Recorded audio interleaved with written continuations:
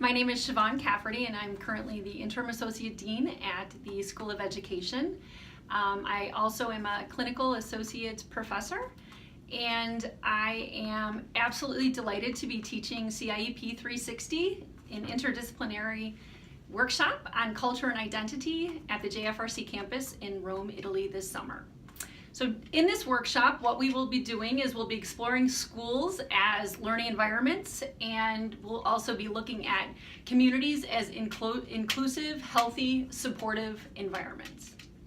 Why study abroad? It is life-changing. It broadens your sense of self. It encourages you to look outside of yourself and understand the world in a better way. And it also makes us better people. It makes us better teachers.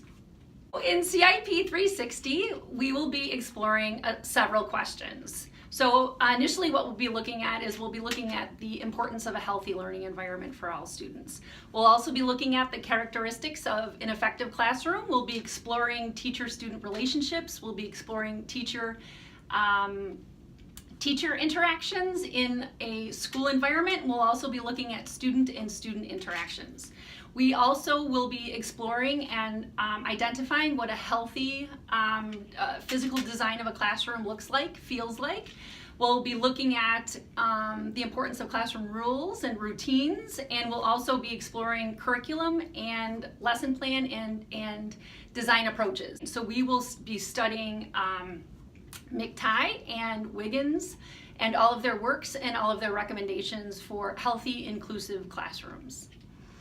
Additionally, we'll be looking at concepts like equity and inclusion, identity, self, and other. And we'll be looking at these concepts through the cultural, philosophical, historical, and educational lenses.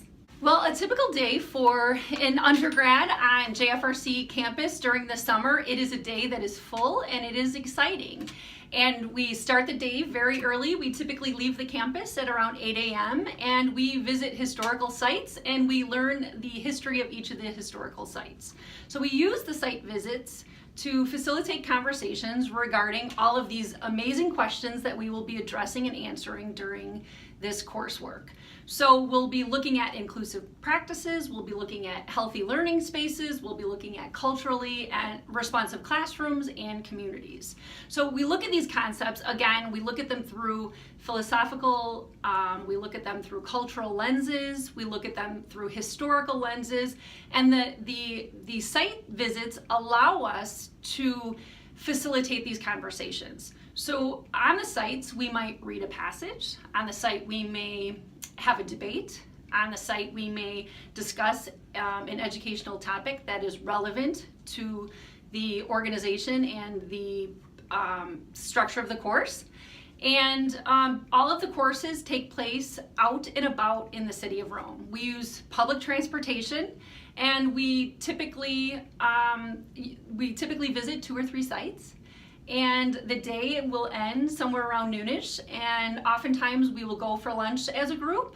Other times the students will head off and do exploration on their own, and then there also is time typically that the students use for journaling and reflective practice, which is so important to our practice as teachers. And additionally, they also have to just make sure that they have time to further study or to reflect or to evaluate or to work in groups for particular assignments. So we've designated each day as a pilgrimage. Okay. We are travelers, and every day is a journey. So it is intentional and the study is definitely rigorous.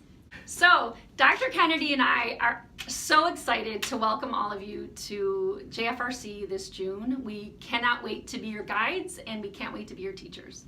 A hidden gem in Rome, absolutely, I would have to say San Clemente, the Basilica of San Clemente. And why I find this historical site so compelling is because it is a church built upon a church, built upon a church, built upon a pagan temple. And in each of the spaces, they have the same components. They use the same icons, they use the same symbols, but what's so fascinating is that in each era, the icons and the symbols are used differently. And it's really a perfect place for this course to facilitate conversation about cultural importance, cultural significance. And it's an absolutely beautiful, beautiful, beautiful site.